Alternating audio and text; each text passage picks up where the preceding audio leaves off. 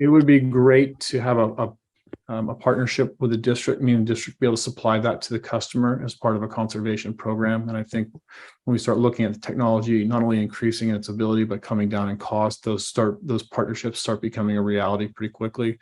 And on top of that, to help bridging a gap, there's quite a bit of grant dollars out there to make that happen, especially in today's environment, to try to make sure that water conservation is continued and progressed with technology as a partner. So, the pro is pretty straightforward, the ability to independently supply our own water should we need to. And as we know, droughts do not respect jurisdictional boundaries, nor are they district specific. So when one's affected, most are, and that will impact the ability to get water from other areas potentially, especially when we're looking to the state's supply, if that was going to continue to be an option. So having that ability to actually put that in there and be independent is a big pro. And I think there's also some pros if it becomes a regional system as opposed to just a MMWD specific system, and the ability to share that in the cost. But the downside, I think, it's going to be the cost, it's going to be the environmental impact, and it's going to be finding the right location to do that, because it's difficult. The bay is a different beast for a lot of areas, especially surrounding the North Bay with the Petaluma area, the San Pablo Bay, and then the waters that follow all the way down to Richardson Bay, compared to where other areas are. We do see a lot of success, or I should say we as in the Bay Area, but the city of Antioch and their system now, the way they're building it in terms of the cost, the effectiveness, and the ability to expand, seems to be like a pretty good process to follow. But at the same time, too, we have to understand the limitations of our area as compared to where they're doing before we can make any moves forward.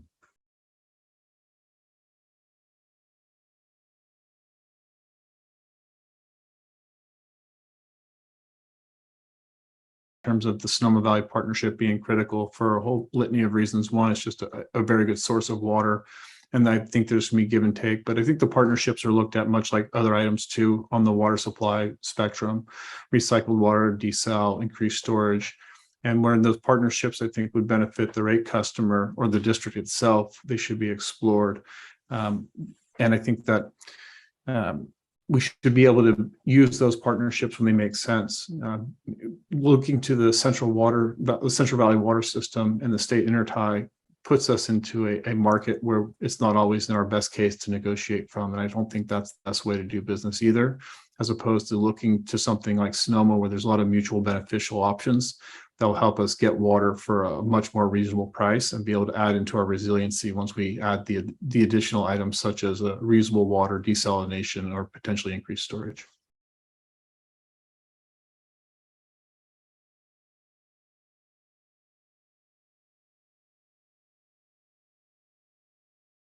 I think, the Antioch piece is really front and center, because when you have the governor come in front and talk about this as a real answer, I think it draws a lot of attention. But right now, the system itself is set up in a capacity that I don't think is ready to support outside of the East Bay area. I mean, it was really part and parcel designed to support the community of Antioch and potentially surrounding communities with some additional benefits should they want to expand it. But it wasn't designed to support additional supply especially over to Marin yet. So I think even if we did want to partner with that, we would still have to invest quite a bit of capital, not just in the plant itself, but in connecting our county to there. And again, that's going to be a little bit further off for that. But the recycled water piece, I think, still is very much untapped in terms of its full potential. The Los Colinas Valley Sanitary District had quite a big upgrade on their facility as they're going through a remodel, and the amount of water they're putting out there, or potentially can put out there, far exceeds the demand or the draw on it right now.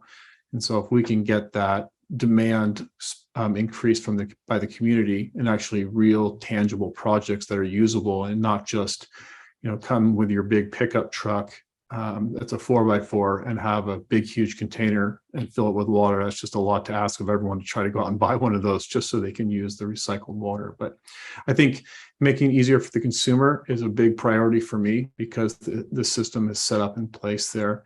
And then my only fear in the big picture is that we're jumping on technology that's going to be legacy here soon if we can get direct potable recycled water. But I think there's enough time that it makes sense to continue the investment in the recycled water right now.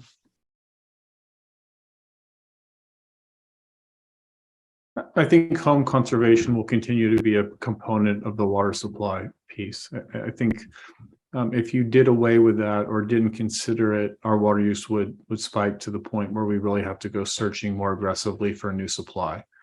But the water supply piece does have, a limit. It's not going to be something you can constantly dial up to and get more and more and more without one pushback from the public or the rate customer, or just inability to conserve more. And I think we saw that a little bit over the summer and the spring. And I've got two young girls at home and a dog, and we got down to 80 gallons of water per day in the winter.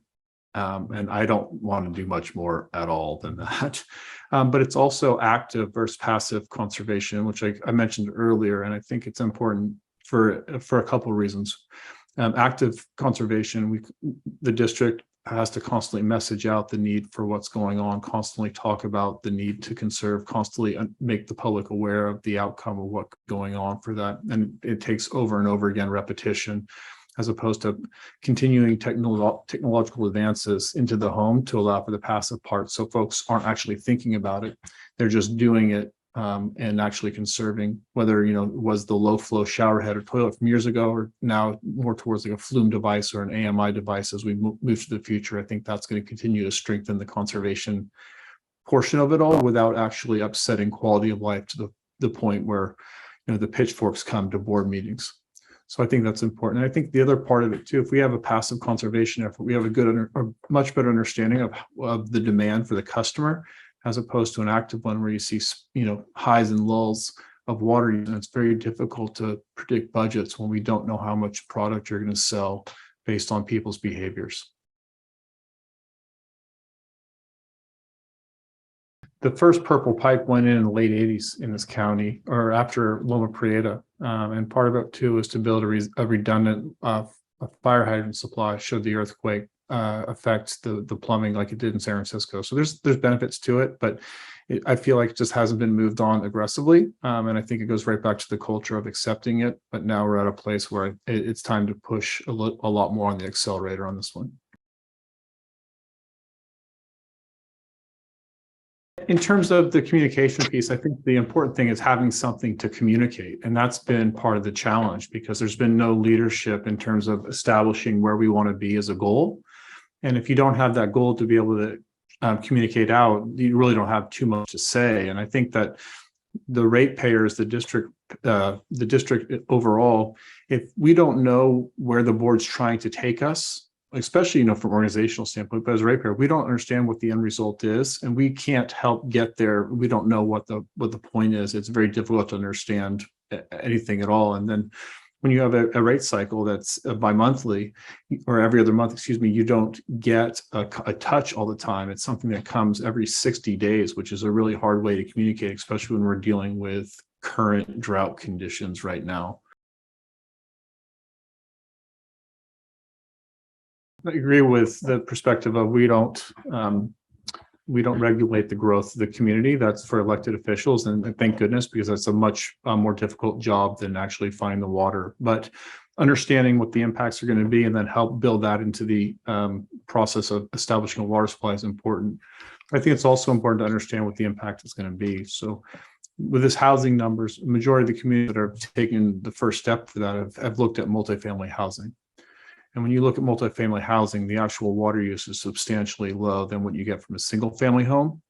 And we have some really good opportunities with new construction to bring in purple pipe and put in some newer technology that really limits that. So I think looking at the overall draw, it's much lower than I think people would expect. So there's some real opportunity to just add those numbers into the current water supply demand and help support the community decisions from their elected. As we start looking at increased revenue or the ability to borrow or finance things, one of the highest priorities should be the infrastructure upgrades to make sure that we're getting the most out of our current system and preventing any future failures. The technology and the interest and the attention being paid to like a massive stormwater capture type system is starting to really gain steam throughout the state. It doesn't hurt, again, when the governor says that's an area where he would like the state to start concentrating on. but understanding too that a lot of the stormwater is part of the natural ecosystem, and it supports a lot of whether it's an animal habitat or a fish habitat, or does a few different other things to the environment itself, that a lot of that water needs to continue doing what it's doing, so that we don't lose a lot of the other aspects of what we got in terms of the watershed quality and the ability to continue having water from there. But I think as we learn to capture water more, I think there's some really innovative thinking going on, and we can start doing some really interesting projects. Where I work right now, currently in South San Francisco, there's a drainage canal going through town that picks up water along the town of Colma through South San Francisco and then empties to the bay just north of the airport.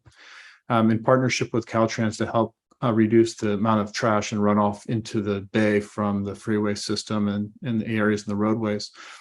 Our Central Park in South San Francisco was just dug up, about 30 feet deep, the size of a couple of football fields. And now the creek is being diverted through this catchment during the winter time. Water is being cleaned out of large scale debris. Water is being stored for irrigation purposes, and the rest returns into the creek at a flow rate that still maintains the natural habitat all the way out to the bay. And now, granted, it's a pretty big project, but we start looking at like that, and all of a sudden, a few of those start adding up, and we can get a few wins to add to that water supply portfolio that we keep trying to get to once we have an established goal of which to meet for water. Fortunately, and I say fortunately because it's going to be a lot to look at in the first 100 days because of the way the current Jacob study has been elongated a little bit, and I think for a good reason too. But right off the bat, we're going to be looking at a recreational use management plan. That's going to be a hot topic for a few folks throughout the county and a lot of people that are passionate in. But I think where the real first building block comes out of is the rate structure and how we're going to have to be looking at the rates that will take effect July 1 of 23. And that's going to be informed by the water supply issue. So these things are all coming together, much like a Venn diagram, and that center is where we really want to concentrate and start establishing right away where we want to get to, and then using the water supply piece and then the rate structure talks and all the additional exercises that go along with those to get us where we need to be. And if our head's still above water at that point, we can start looking at the recreational use management plan. But that would be my first two priorities, first 100 days in office.